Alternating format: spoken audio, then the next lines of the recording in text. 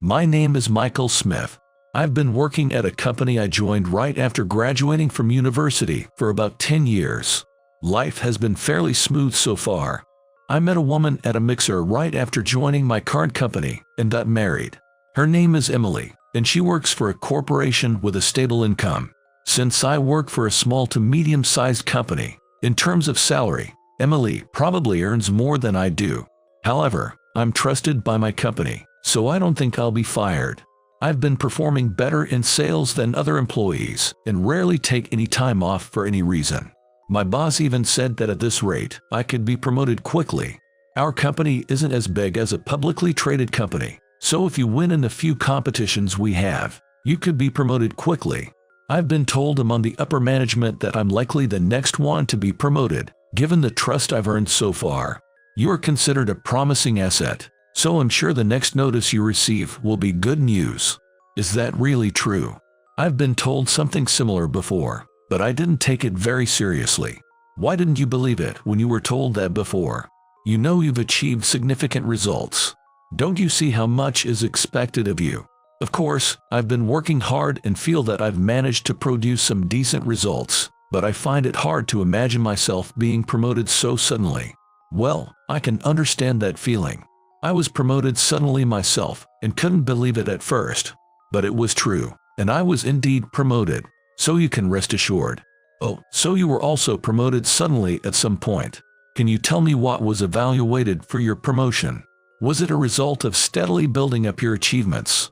No, in my case, it wasn't about steadily building up achievements, but rather, when a new branch was being established in a region, I was sent there and managed to achieve significant results for that branch, which led to my rapid promotion. I see, so there are cases where you're evaluated like that. I don't feel there's a huge gap between me and the other employees yet, so maybe if there's an opportunity, I could be in line for a promotion too. For now, try not to feel too pressured. I've seen many employees crushed by pressure, and I wouldn't want that for you, Michael. Thank you for your concern. I'll do my best to work at my own pace. And so, I decided to work hard towards a rapid promotion, encouraged by my conversation with my boss, David. People who are promoted rapidly are rare. About one person a year, so I aim for that spot. Honestly, I sometimes feel a bit inferior to Emily, who works for a large corporation. That's why I want to be promoted quickly here, toward a salary that doesn't make me feel like I'm working for a small to medium-sized company. I know it won't be easy, but I want to put in the effort to earn that spot. To achieve this, I started going out for drinks with my bosses to hear about how others have been promoted rapidly.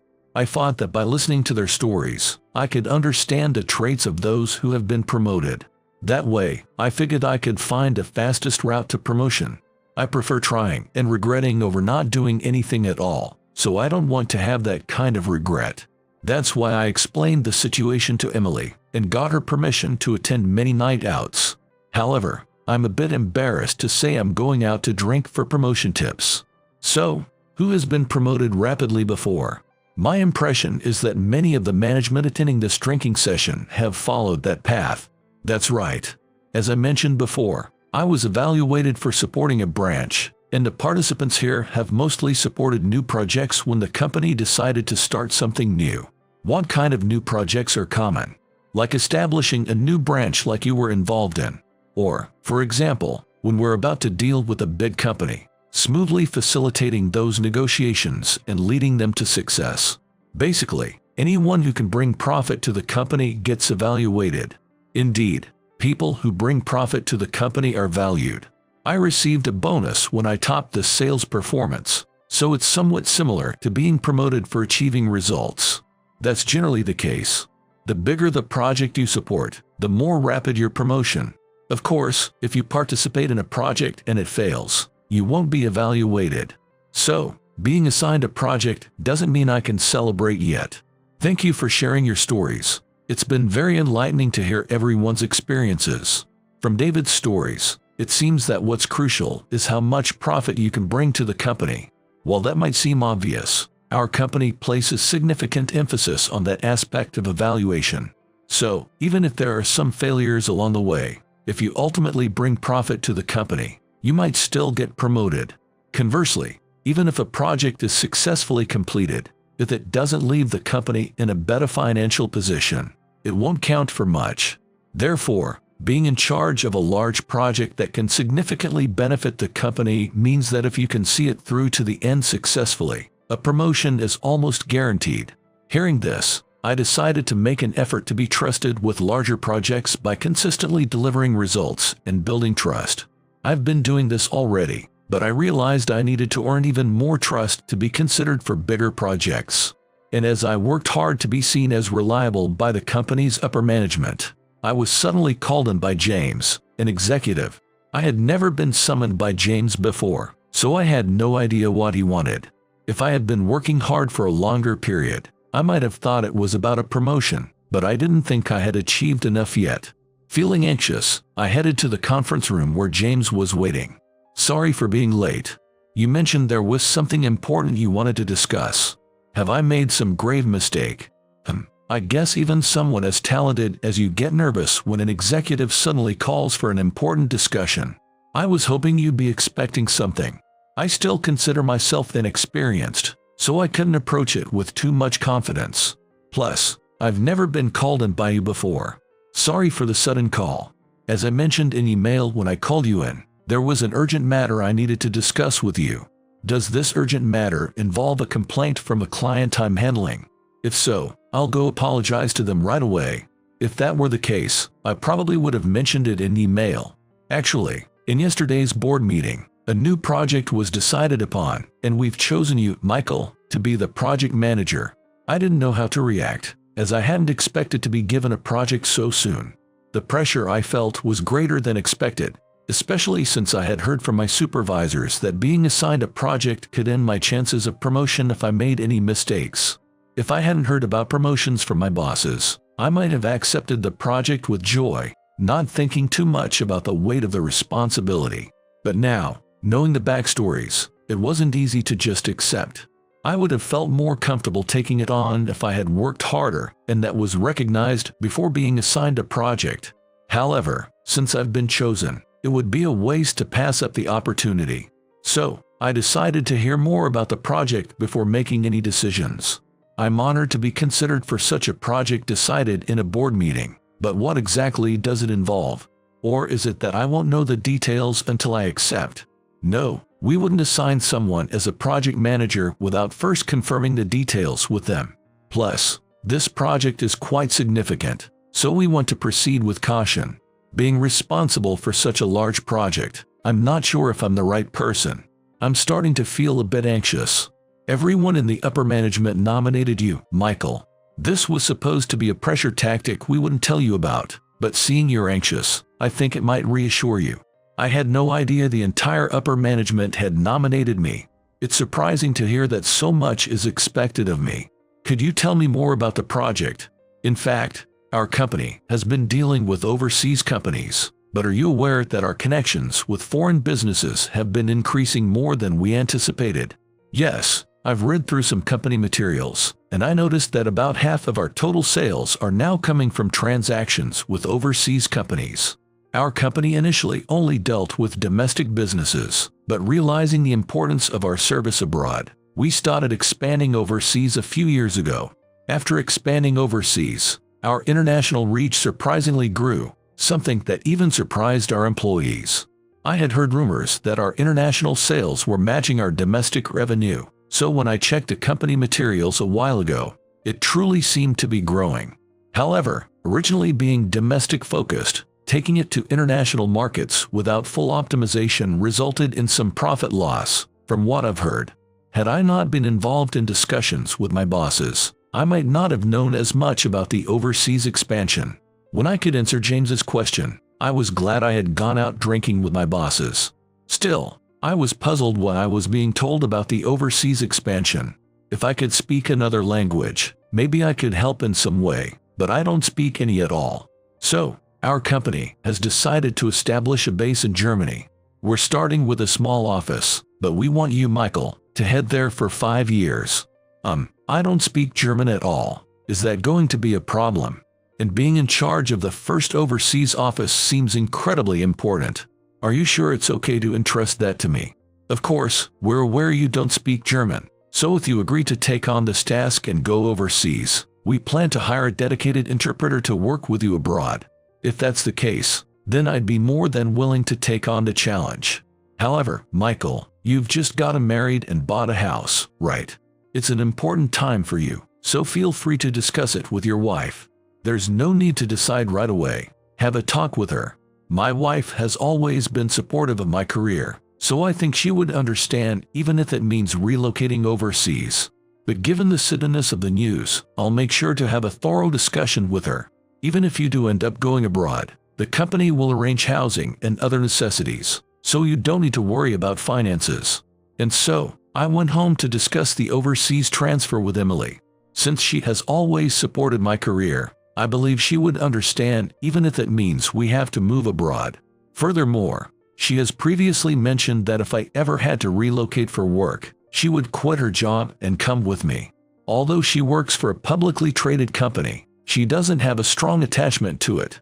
In contrast, I love my current company, so she respects my decisions. However, what I had discussed with Emily was the possibility of domestic relocation, as I had heard from David about his experiences. An overseas transfer would mean Emily would also need to find a new job where we're going.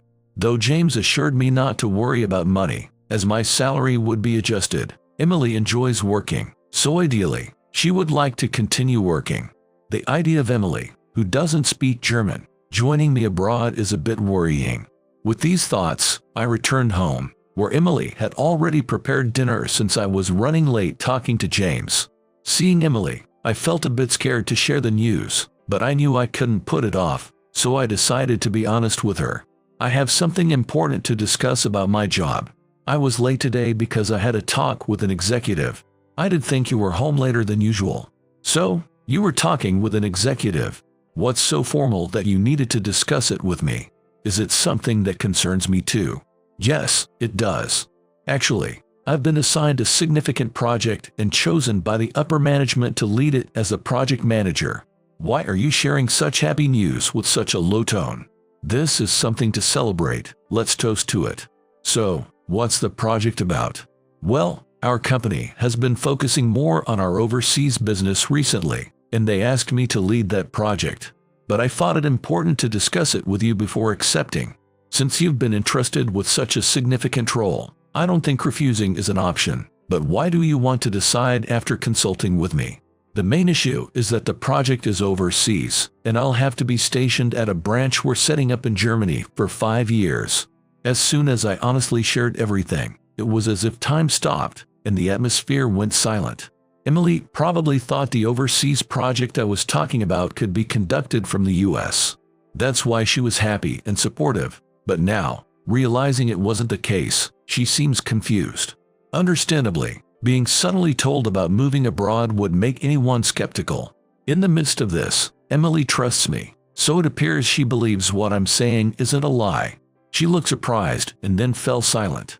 After a moment of silence, Emily, with a look of disbelief, said, "So, I was excited thinking you were entrusted with such a significant responsibility, but you're being sent abroad just so you won't be in the way. What are you talking about, Emily? I don't want to brag, but the company is counting on me. I understand you want to protect your pride, but I can't understand why you're happy about being sent abroad. In my company, only those who can't be utilized domestically are sent overseas. Our company sends capable people to branches or overseas to support them, and then evaluates and promotes them based on their performance. So, I believe I could be promoted after 5 years. How could someone like you, who couldn't even work at a publicly traded company, be evaluated positively abroad? You're just being sweet-talked. Why are you saying something so cold? I had a good conversation with James. For now, I just want you to consider coming with me, looking ahead to the next 5 years.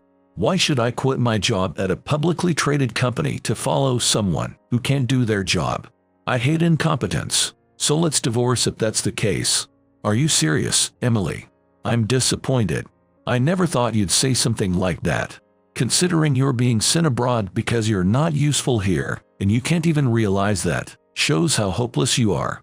I'll marry someone capable who works at a respectable company. I never imagined you would say something like that, Emily.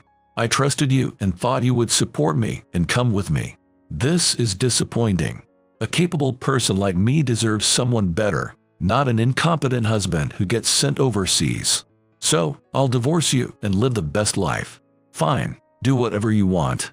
Thus, Emily and I ended up getting divorced. I never thought my overseas assignment would lead to divorce. But this incident showed that Emily didn't respect my work and looked down on me. Had this not happened, I might have never realized her true nature. So, I decided to prove myself by achieving success abroad. I planned to climb so high that not even working at a publicly traded company could compare. However, I was taken aback by her mention of marrying someone else. We had been getting along well, so I never expected our marriage to end like this. But I guess this is also some sort of fate, and all I can do is work hard from now on. When James mentioned the overseas assignment, I was honestly anxious since I wasn't accustomed to living abroad, so Emily was my only emotional support. Now that we are divorcing, I have no one to rely on. I don't know what will happen locally, but I'm ready to face whatever comes my way, so I decided to inform James that I will accept the overseas transfer. James, regarding the overseas transfer, I would like to accept the offer. So, you've got your wife's approval then. I'll inform the senior management that you have agreed to take the position, and we'll start preparing the support system locally. Just hang in there a bit. I don't necessarily have to mention this, but I am actually going to the local office alone since my wife and I are getting a divorce. Are you divorcing because you're reluctant to transfer abroad? If that's the case, it means there's also a problem on our side. We can discuss with the management to keep you in the US if necessary. No, this incident made it clear to me that I was looked down upon by my wife. While the overseas transfer did trigger our divorce, I believe we would have ended up divorcing eventually as her true nature was revealed. I'm truly sorry to hear you're going through a divorce, Michael. We didn't provide enough support, and for that, I apologize. Rest assured, we will ensure a solid support system for you overseas. Please don't worry about me. It's scarier to think I might have continued living without realizing my wife's true feelings. I will not dwell on this and will focus on my work abroad. Should anything happen, call me immediately. We're prepared to offer you all the support we can. Thank you for everything. I am determined to produce results at our overseas base to help expand our company's international presence. I know there may be uncertainties, but we're all rooting for you, Michael. Thus, I was set for an overseas assignment right after divorcing Emily. Never did I imagine working abroad, and I have no idea what life awaits me there.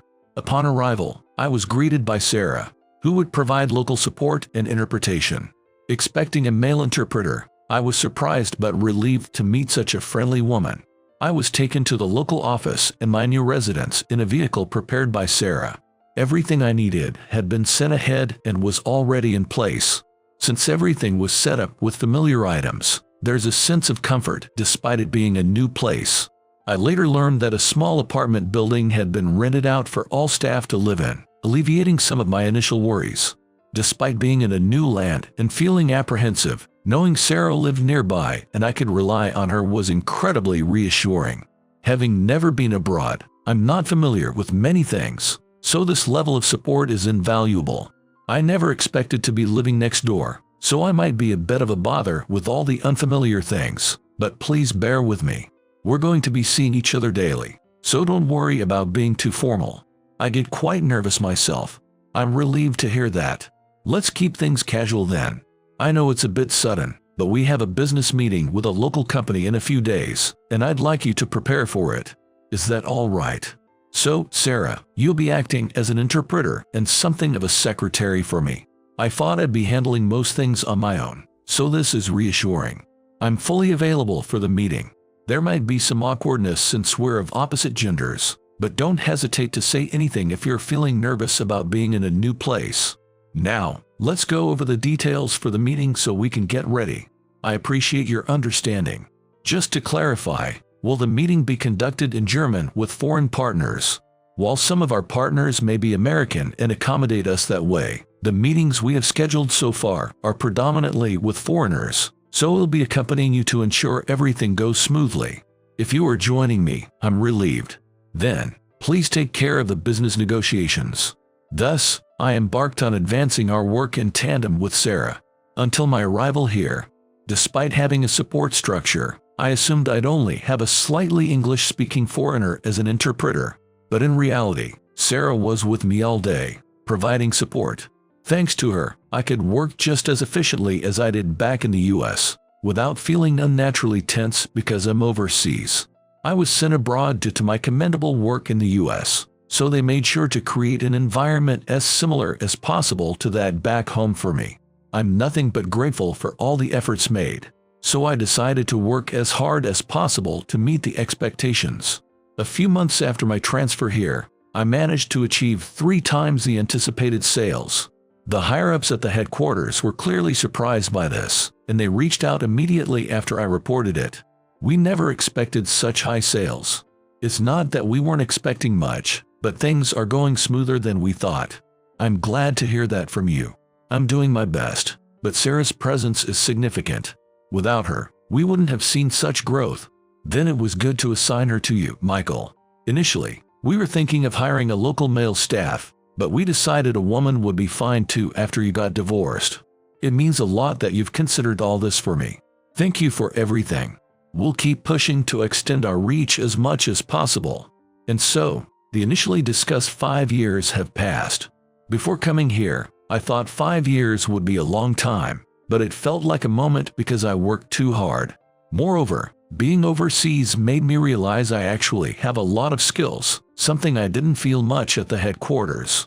The senior management, who were hesitant about setting up a base overseas, seemed quite anxious, but we managed to achieve enough to dispel their worries. In fact, due to the unexpected results I delivered, there's talk of expanding to an even bigger base.